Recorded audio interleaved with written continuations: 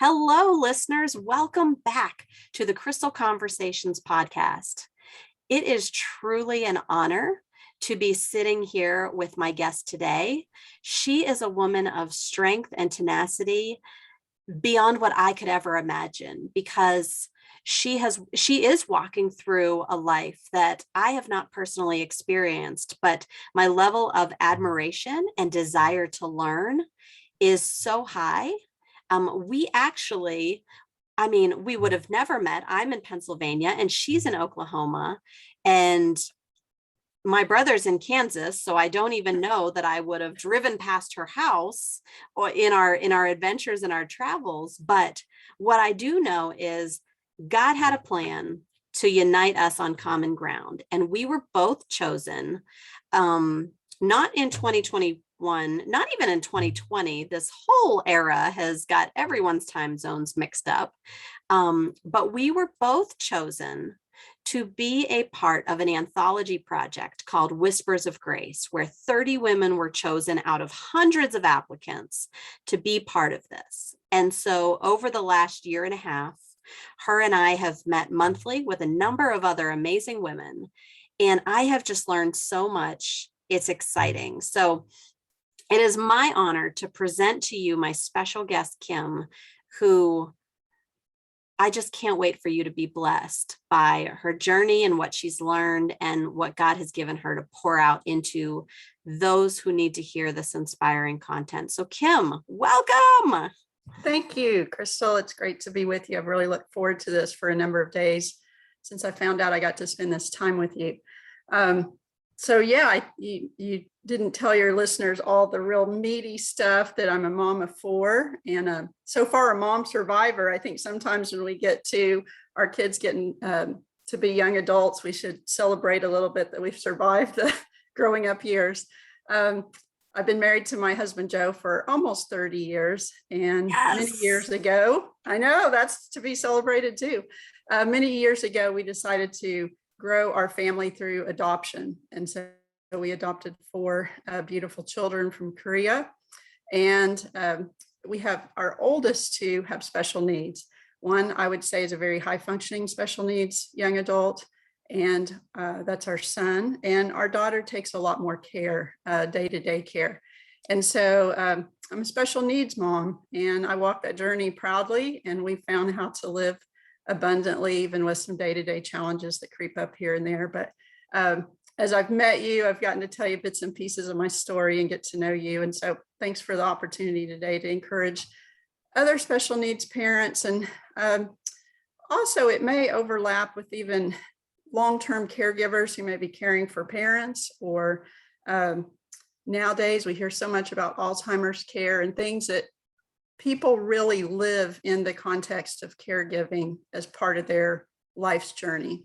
And so I hope we can really bring a good word to those people and to just really shed some light today on how to walk abundantly. I agree. I feel like the overlap of ongoing attentiveness to another human, whether it's special needs, whether it's high intelligence, whether it's age related, whether it's injury related. I work a lot with folks who may have gone through either a chronic illness or a trauma or a circumstance that has created an ongoing care need where one human or a pair of humans or a group of family humans are sharing the load of caring for someone. And especially in your journey, at a time where the natural assumption is this person would be on their own, but that's not the case for you and your husband, correct? Right. Our 2 oldest children, our plan is to take care of them for our lifetime. There may be some seasons where our son might have opportunity for a group home living, or he could possibly live with like a companion roommate or something like that. And I do hope we can create those opportunities for him over the years. He's getting ready to turn 25 here in just a couple of weeks. And up to this point, he's in our home. We don't have any plan in the near future, but we do hope he gets some opportunity to experience some independence away from mom and dad.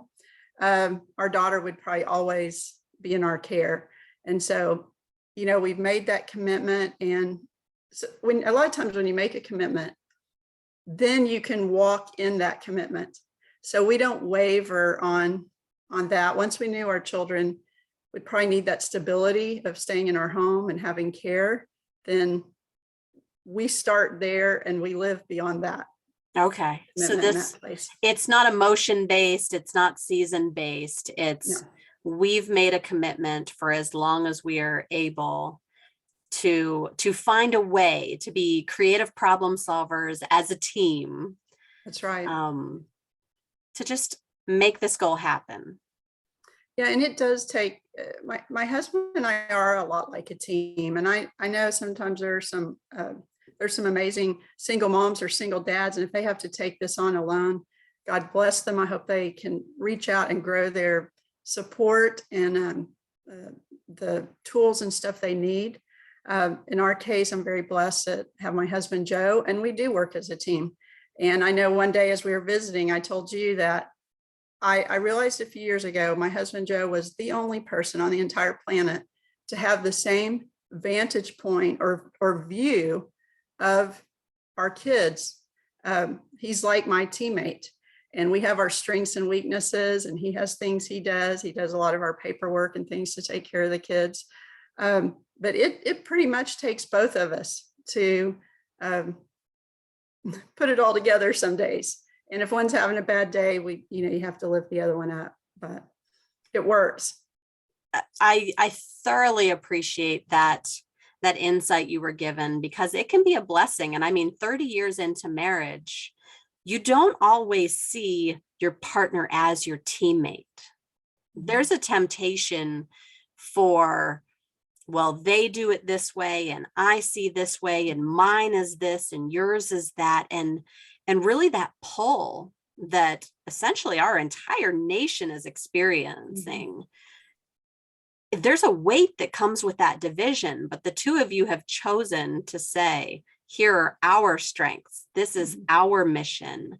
This is us working together for these common goals and this common shared experience that when you think about, he gets me, he gets our family, that's powerful. Right. It is powerful. And I think sometimes if we do have a disagreement or a little bit of tension over something, there's a reality of going to bed and going, I have no other choice but to wake up beside you in the morning and do this all again together. So we better lay it down. We've learned a lot over the years to put in a little more humor. Some things we have to just kind of let go and laugh off. Our daughter, one of the things about our daughter's special needs, she can be difficult. Her behavior can be difficult, even as an adult. She can have things that look like a toddler's tantrum at times. She can say bad words.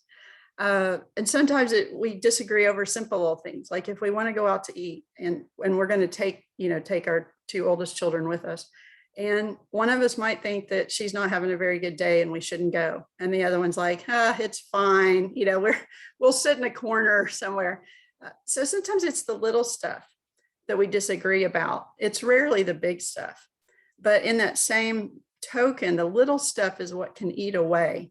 If we let, you mentioned carrying something. When you are a caregiver, it is always like kind of carrying something. I kind of think of it as like a backpack in a way.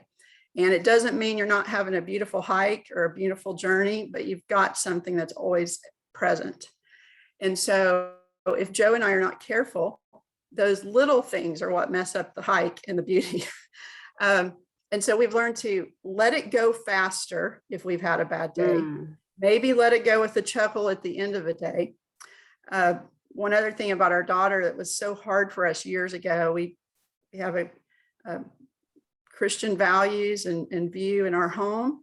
And around middle school, she started using bad language. I remember the first phone call from a teacher, and I just thought, my child is doing this. But as she has aged, she can use quite a bit of bad language in these meltdowns or tantrums or bad days that she has. And it used to be very, very unnerving. Just And it's not that we should become callous to hearing bad words, but in the context of her, sometimes you just have to look at, like my husband, give it a grin and be like, we're going out in the backyard, we'll leave her inside. And you just go out and you take a break. But sometimes you do have to let some of the little go, because the little is what will pile up to the big. So we've learned to try to do that. Listeners, I would thoroughly encourage you to remember that and write that down, where it really isn't those big moments, because those big moments are so in your face that you know you have to make a decision. You know, you either choose together or separate, like right or wrong, yours or like, there is a clear decision to be made because it's impactful and it's in your face. But those little things, they can just sneak into your pocket. It's like the coins that stay in your pocket, and then all of a sudden they're whipping around and making a bang in the dryer. And you're like, what is all that noise? Right. It's a great illustration. That's adding what happens is we think harmless little pieces, but eventually in that process, you didn't notice them putting them into the washer. You didn't notice them when they were getting washed. You didn't notice them when they were getting placed in the dryer. But the minute they start going bang, bang, bang, bang, and you think like the world is collapsing, you realize it was a few coins you overlooked in the midst. And we can do that in our household easily, because there's a lot going on within the contents of any family dynamic. So I appreciate that. And listeners, I encourage you to recognize that upfront communication and healthy boundaries and seeking out what works. Sometimes it's just stepping outside. You know what? Break time. I appreciate that. I've thought a lot about the last recent years about how to take those mini breaks, even right inside our home. The very place where the stressors happen are where sometimes we need to find a way to take a time out. And so it's helped me to think of that I can take a time out, even as a caregiver in the same space with my daughter. And so sometimes it's a very mental break or time out. Maybe just a few minutes doing something different or stepping away from her in another room or something if I need to take a break. But those breaks go a long ways for me as an individual, and then even for our marriage. Do you have some go-to breaks that you see valuable to you, like things that you notice in your household or in the rhythms of your day? I do. I didn't used to consider myself much of like an outdoor person or spending time in my backyard. And now I spend a lot of time on my patio. I've bought more flowers to plant the last number of years than I'm not a cat lady, but I'm probably going to be able to be called a flower lady now.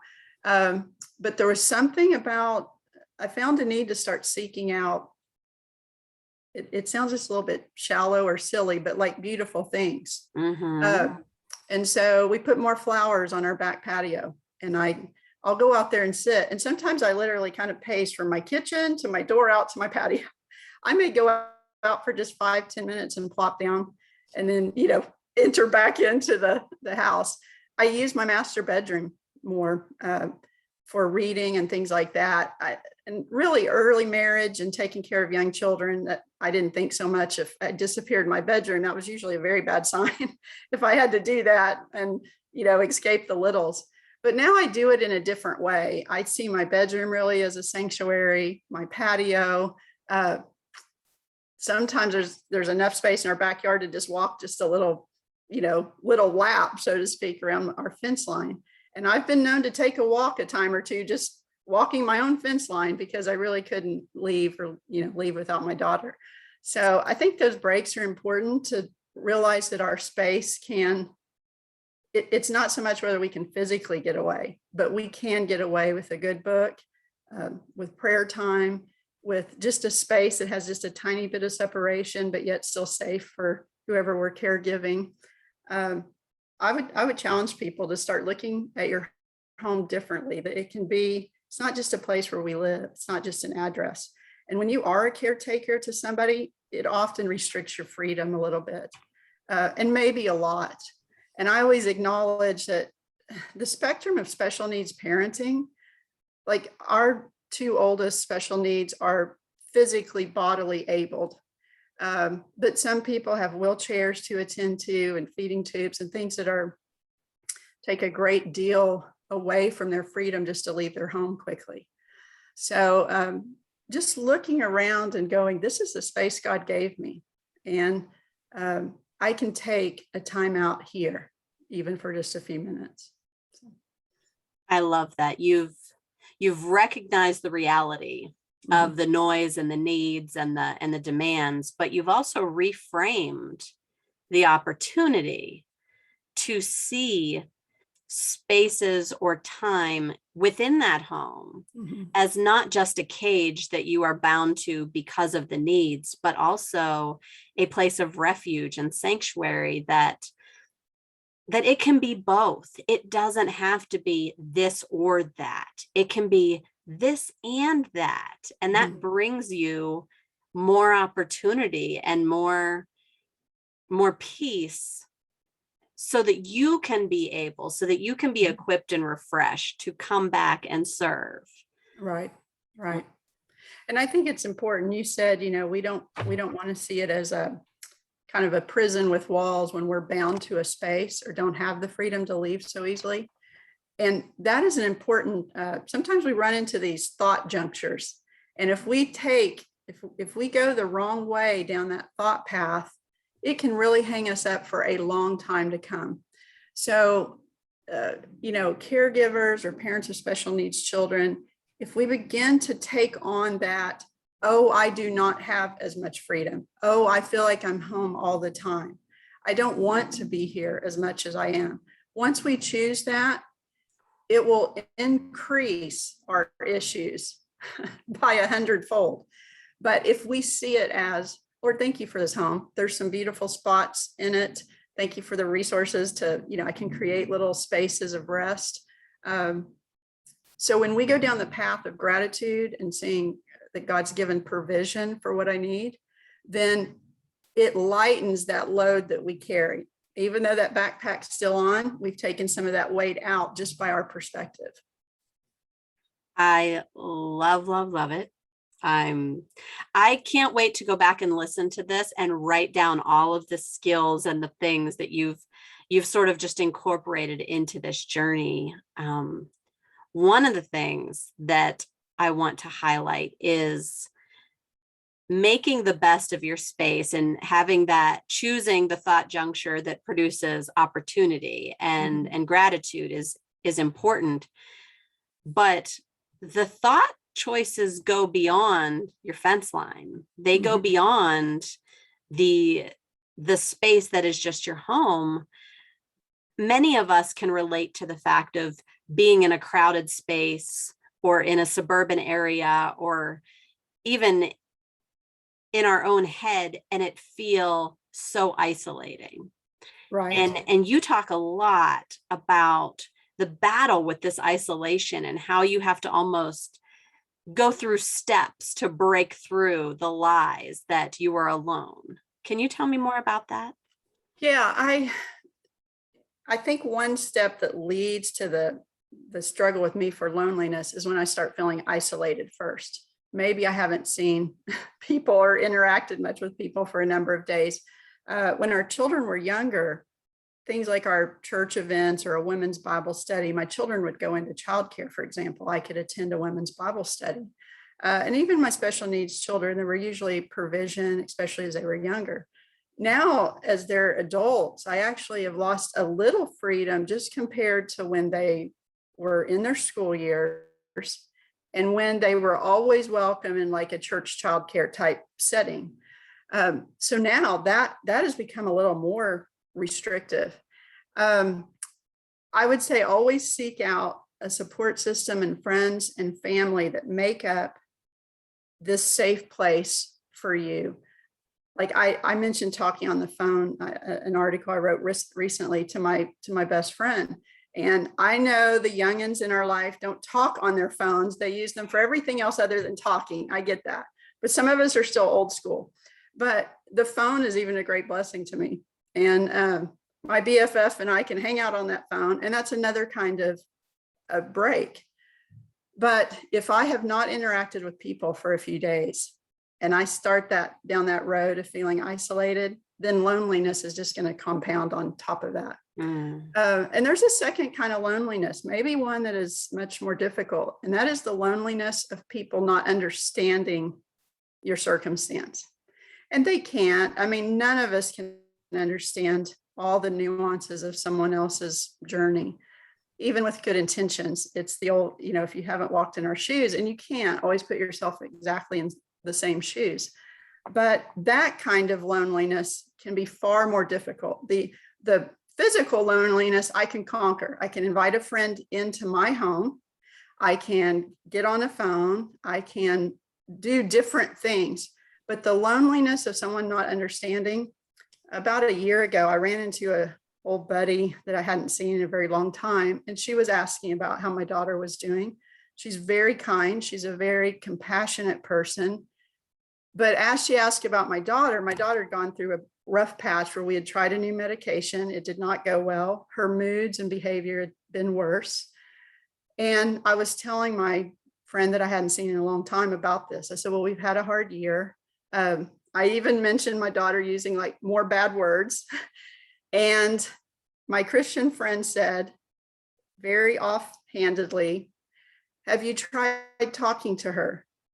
I mean, have you tried talking to your daughter?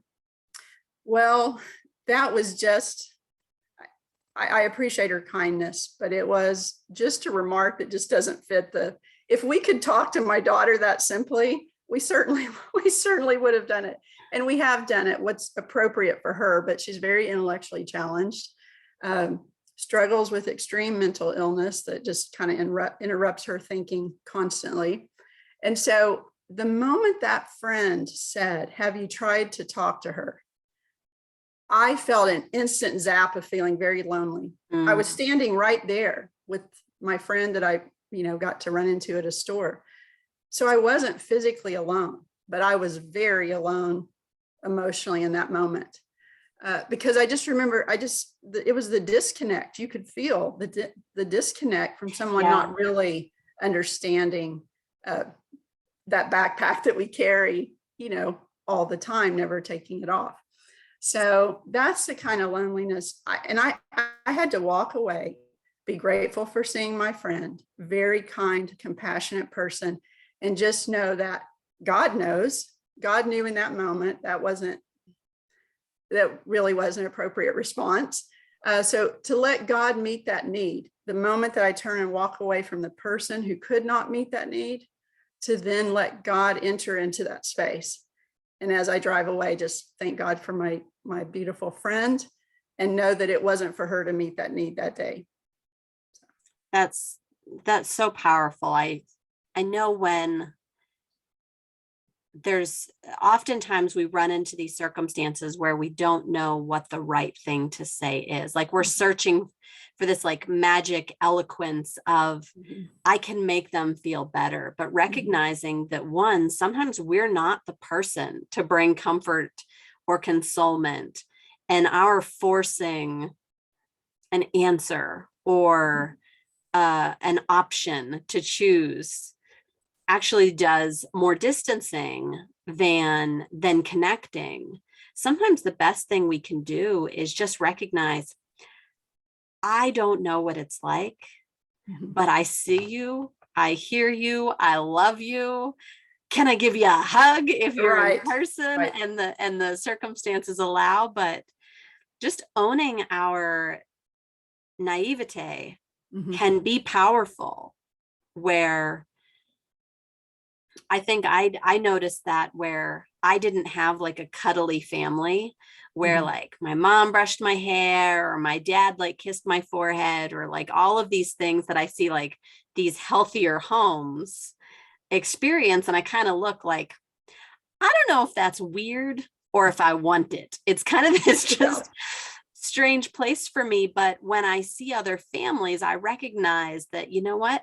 I appreciate the journey. And I think that's why I have this podcast, is because I just want us as listeners, as learners, to appreciate the uniqueness of the journey and recognizing that sometimes as humans, it's okay that we say stupid things, but we got to own it because we Yeah, may and have the I think answers. two sides to that, and you're mentioning there's the person who is trying to be encouraging, is trying to be the kind friend. And I know in today's time, it does feel like we feel like everyone is saying the wrong thing, including ourselves all the time. And as a special needs parent, I've really always been, for the most part, just totally embraced with love and support from people. And even like that friend, sometimes it's an offhanded remark meant well-intentioned, and I'd certainly not hold that against her. It's an example of how that feeling comes in, but really more for us, even as a special needs parent or caregiver, to let people off the hook with maybe questions that are a little awkward that we get, or unwelcome advice that is never going to work in 1,000 years, or that we've tried 1,000 times and we could tell them it didn't work. But to let people off the hook and go to, like for me, one of my tools is prayer, allowing God to enter that space in my heart. And if I'm struggling with feelings that aren't the best, and let him come in as my healer and heal that space. But to let people off the hook and know they're usually very well-intentioned. And then if we're the friend giving the not so welcome advice, I think you said it best. So begin to take some responsibility and just be careful with our words. We're not always going to say it perfectly. And if said in love, a lot of times it's easy to let it go. Like with my friend, it was spoken in loving, good intentions, so I could let that go. I love that, because if we don't let it go, if we don't let them off the hook, and clearly they're good heart, good intentions, kind nature, it turns into that clanging in the dryer, because you created a separation between that relationship rather than you know what, I'm going to go to God because he gets this. Right. I'm going to love them for being my friend. And then you move forward. Yeah. And actually, Crystal, I'd like to tie that back when I said it's perspective, like how we look at our home, whether we have less freedom or whether we get to live in a beautiful space that we can create and that God has given us. It's the same way with relationships. I know that some of the relationships I have don't understand caregiving as much.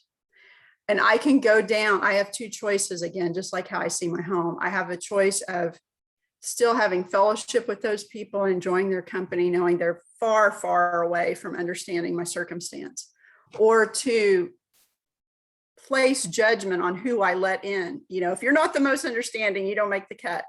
That's not the kind of person I want to be. So I want to be welcoming and loving in all of my relationships, and know that some will understand a little bit better than others. And so I have to predetermine that I'm not going to let an offhanded remark fester or cause bitterness, that I've already made a pre-decision that that's my friend. And okay, they said something kind of that didn't relate for that day, didn't work for that day, but I also have done those things. So it's a predetermination that I'm not going to let my caregiving mess up my relationships. If that's something far removed from one of my friends, sometimes it's a new acquaintance or somebody you're getting to know.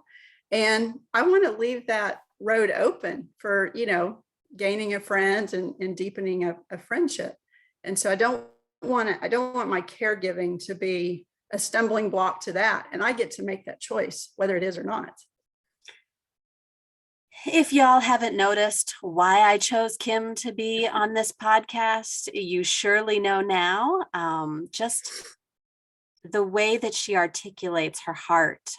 She has a true gift to deliver that information in a receivable way, in a way that we can learn and grow.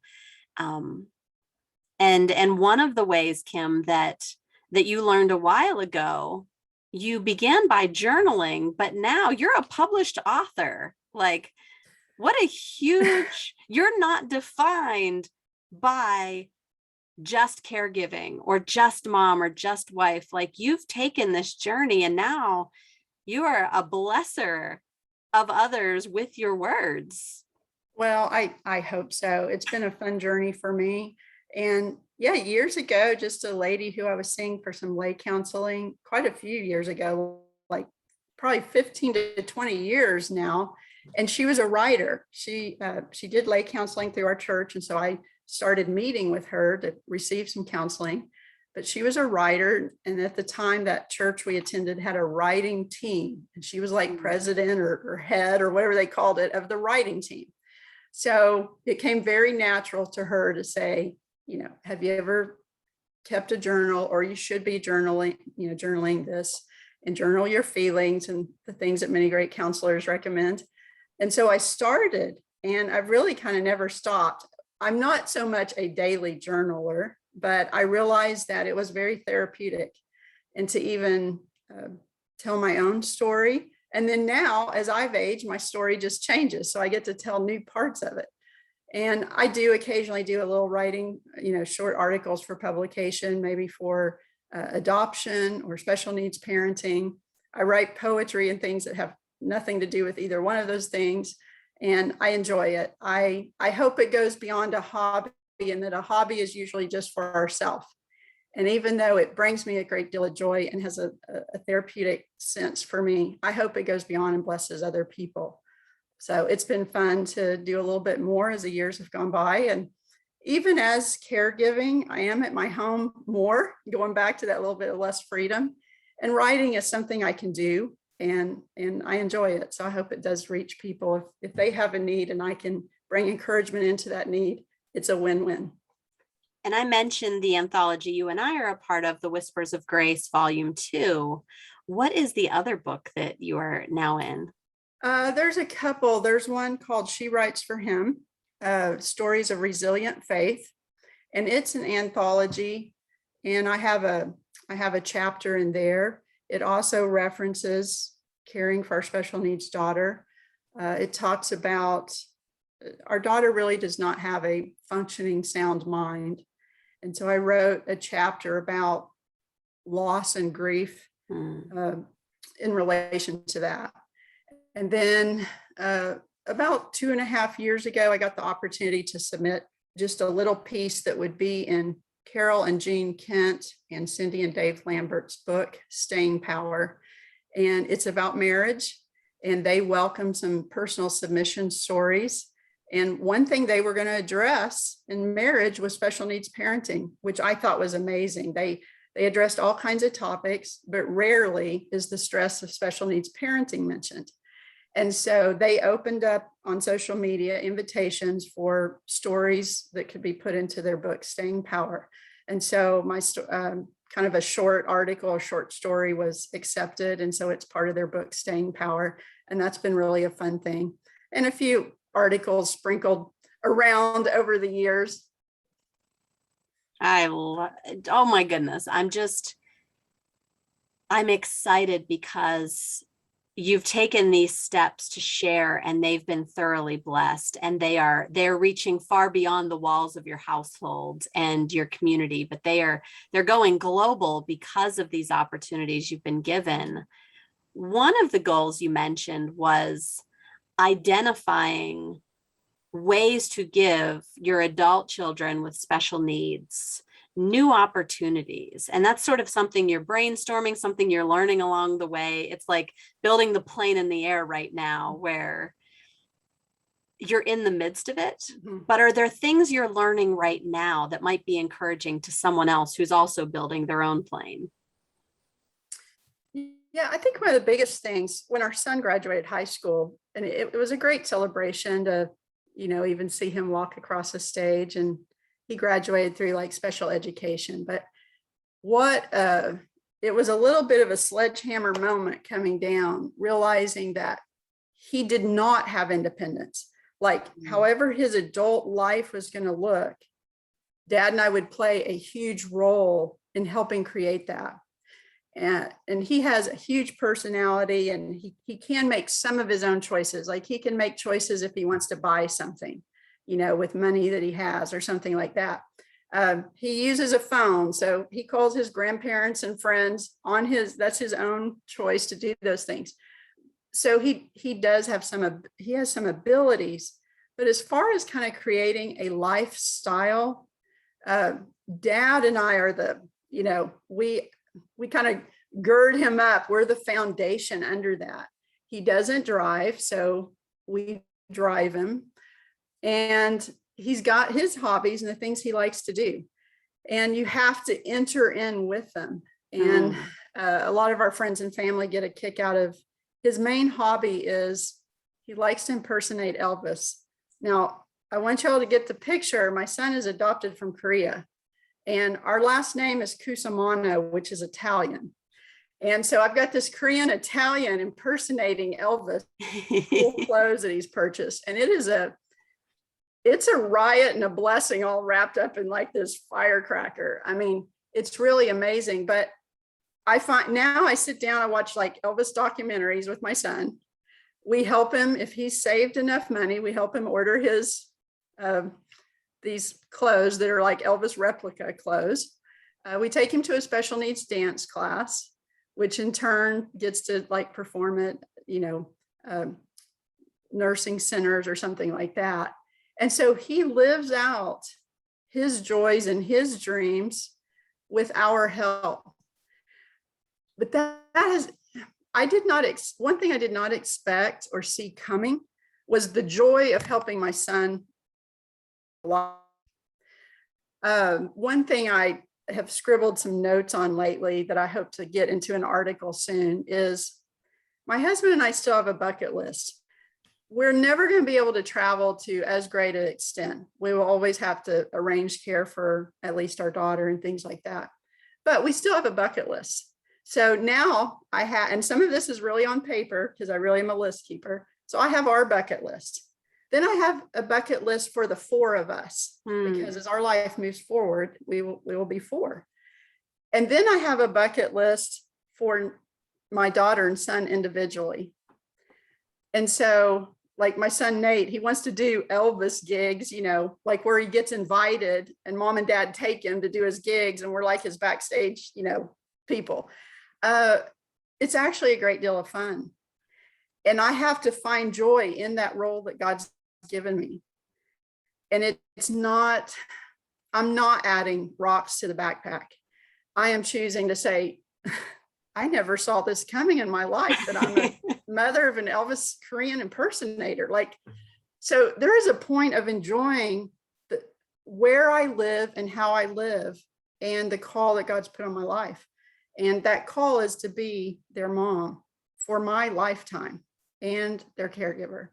And so, if y'all ever want to see an Elvis show, I'll hook you right on up. And like our daughter, it's harder. She doesn't have as many abilities. They're as easy, but we do what we can. And it's the type of situation, if you're a special needs parent, you know exactly what I mean. If you find something they like for a moment, you're like just all about it, all over it. And then, you try to look for the next thing that brings them joy.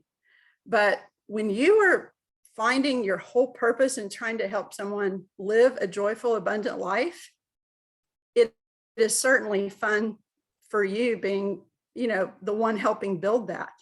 So anyway, we are still in a new season. It's not going to look like an empty nester, like another family who all their littles leave their home. We do hope to get rid of two. We're trying. We laugh. We just got one off as he's left to serve in the military. And so that's been a new season. And then our last one is a senior in high school. And so I really can see the light. Yes, I can see the light. So we'll have a full nest that will look different, but we're going to enjoy every bit of it. And when we plan travel, there will be travel for just my husband and I. There will be travel to take one or the other on a special trip. And then there will be travel for the four of us.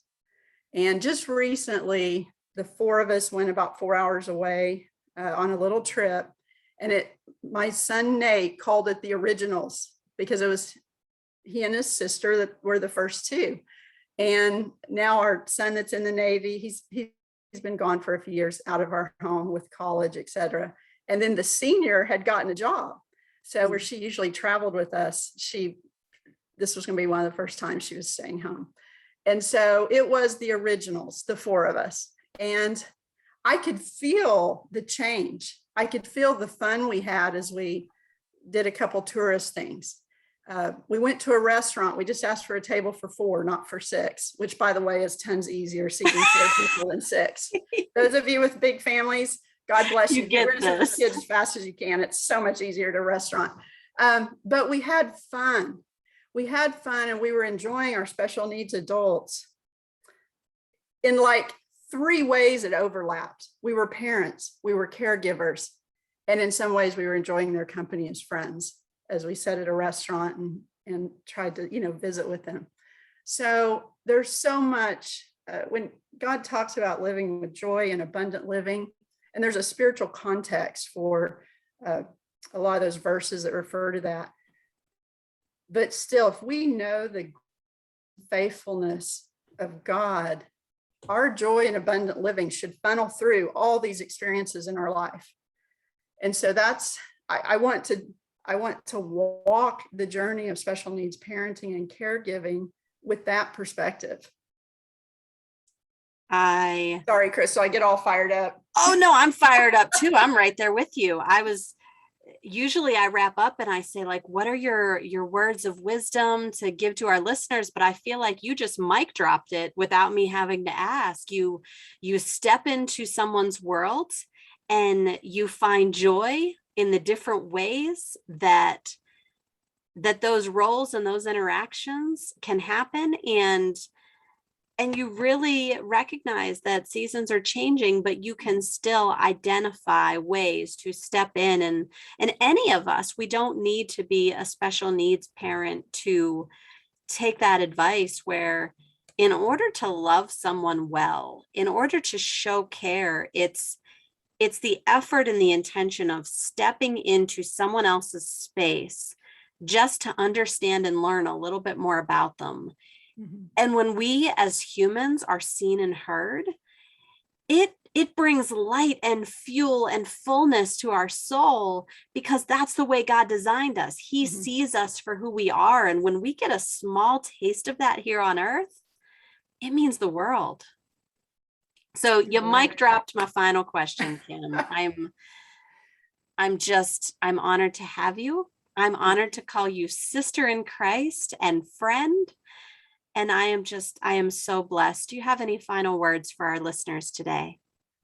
Oh gosh. Well, one, thank you. And I have enjoyed our new friendship as we've met through writing and things, and it's been a huge blessing. And just having the opportunity to encourage people. And so I've really enjoyed all of that. But to special needs parents and to caregivers, sometimes I can make it sound very kind of offhanded to say that we want to have a perspective and make a choice. It's healthy to walk in joy and abundant living. Day to day, it's not always that easy. Hard days come, and sometimes a day feels like it's going to last a year. And that's absolutely true. I mean, we have days that are very, very hard. But another choice, I just keep going back to this idea of choices, because everything that we think is a choice, and how we set up our home is a choice, how we treat our relationships are a choice. But I have learned to stay certainly more in the present. The future can be a very scary place, especially when we feel responsible for other people. Now, my husband and I try to, we do estate planning. We try to make arrangements for our adult kids when we're gone and things like that. All of that is appropriate. But to borrow worry from 5 years from now is not appropriate. And that's not healthy. It's not healthy for me day to day. So when we do have a bad day, I try to see it as only a bad day. And I don't think I always had that perspective. I feel like I've more consciously thought about that in the last year or two, to only see it as a bad day. One of the best tidbits I could probably give is, if you've had a bad day, go to bed. Because in going to bed, it's our little route to getting to a fresh start the next day. And so sometimes I really truly do that. And we all do to some extent because we think that we're exhausted. Okay, so I'm gonna go to bed, or I'm gonna go to bed early. But even the mental break of saying, okay, I'm gonna call this day, like I'm calling it, it's over, and go on to bed, but then look forward to the next day truly as a fresh start. Like make that conscious choice. Tomorrow may be better. And you know what? It may not be. But you go to bed and you look forward to the next day. The seasons do change. Even if people in your house do not leave, the seasons, there are still seasons and cycles to how we live, to how our bodies are doing, to how our minds are doing, to how we're responding to outside circumstances. And like my daughter, for example, we've tried many different medications to help her over time, and some have had bad side effects. And so these are seasons that are secular. And so even if bad days come in a row and it looks like a really kind of hard, difficult, long time, that season, you may not even notice the change. It may be so subtle, but days, weeks, maybe months will go by and you'll realize the sun has come up. And when it does, enjoy that time, that just like we really do enjoy the changing of the seasons of the weather, knowing that the good may not stay, probably won't, some hard bumps will come, and the hard won't stay either. There'll be some great, beautiful days in the mix. So to keep perspective and know that God has built in fresh starts with the rising of the sun every morning. And so to tackle it that way. There's a reason why one day at a time is one of the best cliches ever, because it really is the only, God gives grace and is sufficient for that day. So I am practicing that right now. That is how I'm trying to live, is get up, start a new day. One day at a time. One day at a time. I can't sing it for you, but. Yep. One breath at a time. Wise words from our amazing featured guest, Kim Cusimano. Yes, all the yeses. Praise God. Thank you all for listening. Thank you for tuning in. You know, there is a family and a parent that you need to share this episode with. I can't tell you that enough. You're going to hear it in the outro, but you know in your heart of hearts that it's touched you and it needs to go in somebody's hands. So please bless someone's life and allow them to hear Kim's wise words and the blessing of perspective and tangible tools, authentic recognition of the mess, but the beauty that comes new every morning. Thank you all for listening, and join us next time for our next episode of the Crystal Conversations podcast.